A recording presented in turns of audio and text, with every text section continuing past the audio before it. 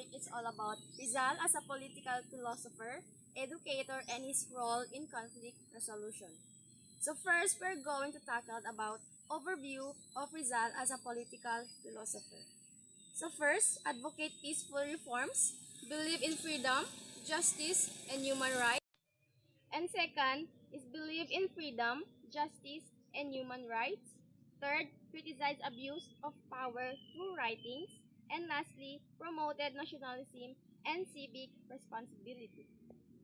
So si Rizal ay tinawag na political philosopher dahil malalim ang kanyang pag-iisip tungkol sa politika, pamamahala at karapatan ng tao.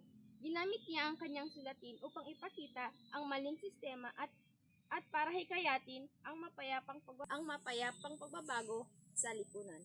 Ipinakita ni Rizal ang kanyang mga ideya tungkol sa politika sa pamamagitan ng kanyang mga sulatin tulad ng Noli Me Tangere at El Filibusterismo.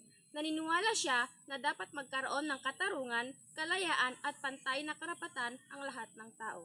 Hindi siya sumang-ayon sa marahas na paraan, mas pinili niya ang mapapayapang reforma at paggamit ng edukasyon para mabago ang lipunan. Pagsulat ng Noli Me Tangere imbes na dahas.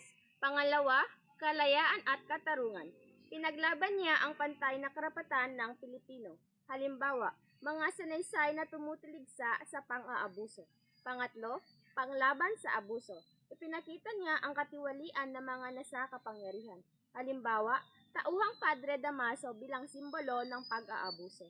At ang panghuli naman ay ang nasyonalismo, hinikayat niya ang Okay, let's proceed to the member 2, the key political ideas of the Rizal.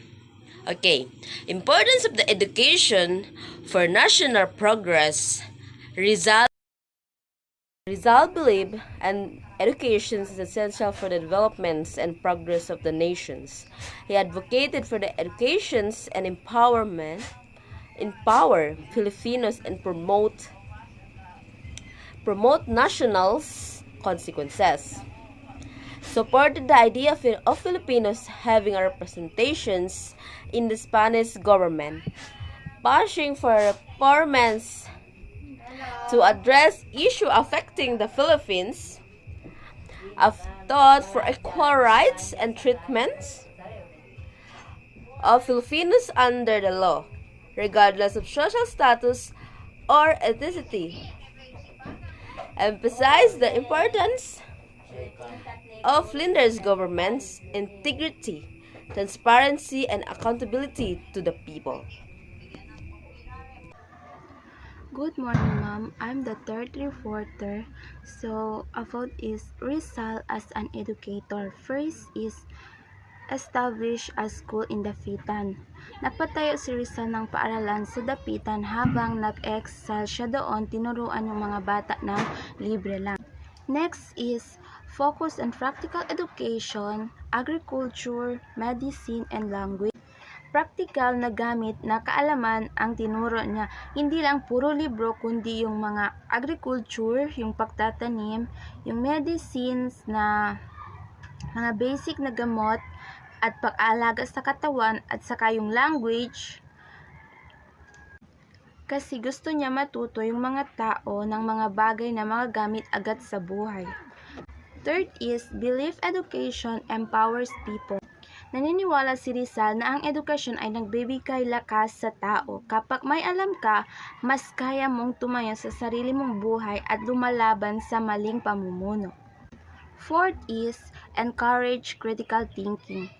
Sa critical thinking, ibig sabihin gusto niyang matutong mag-isip ng malalim, magtanong at hindi basta-basta maniwala sa mga maling informasyon.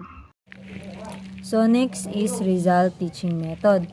First is learning by doing. Si Rizal naniniwala na mas matututo ang mga estudyante kapag sila mismo ang gumagawa ng activity. Hindi lang puro lecture, dapat may hands-on experience para mas ma-apply nila ang knowledge sa real life. The second is holistic development, mental, physical, and moral. Hindi lang utak ang dapat lumago para kay Rizal. Importanteng may develop yung buong pagkatao ng mga estudyante, kasama ang isip, physical at mabuting asal.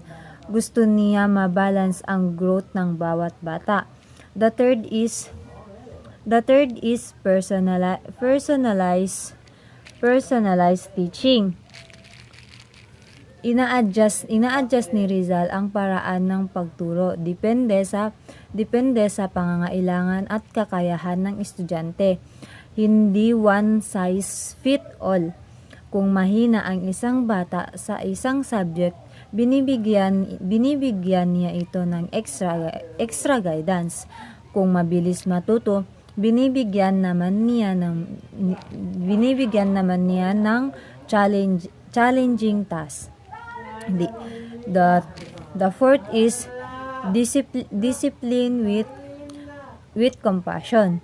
Para kay Rizal, mahalaga ang discipline pero dapat may kasamang kindness. Hindi harsh o brutal. Tinuturuan niya ang mga bata ng responsibility at good behaviors, pero may respeto at pag-unawa sa kanilang kalagayan. So hi, good day everyone. I am Marquisa Abdullah. So for today I will going to explain the Rizal characters in today's conflict resolution. So Rizal characters teaches that conflict should be solved through peaceful dialogue, respect for every person, understanding differences and promoting changes without violence. His values guide people to listen, communicate calmly, and work together for fair and peaceful resolutions instead of using force or aggressions. So here's the four Rizal characters in today's conflict resolution. First is use of dialogue over violence. Rizal believe conflict should be solved through peaceful conversation not force. The second is respect for human dignity. Rizal value the worth of every person, no matter their status, background, or belief. And the third, empathy and understanding differences. Rizal encourage people to see situation from others' perspective and to appreciate cultural and personal differences. And the fourth is promotion of dialogue, peaceful reform. Rizal push for the change through peaceful means education, writing, and civic action rather than rebellion or violence. And that's all. Good day everyone. So my name is Hassan B. Jamali. So yung topic ko ngayon as application of Rizal's values today. So may apat tayong values ni Rizal. So yung first is mediation through communications. So naniniwala si Rizal sa mapayapang paraan ng pag-aayos ng mga conflict. So ngayon, ina-apply ito kapag inaayos natin ang problema sa mahinahong usapan, sa paglilinaw ng issue at paghahanda ng compromise. Second one is listening to all sides before judgment. Value ni Rizal ang pagiging fair at critical thinkers. So sa panahon ngayon, ibig sabihin nito ay hindi tayo basta-basta humuhusga ng tao. Nakikinig muna tayo sa lahat ng panig bago magdesisyon. So third one is promoting fairness and justice.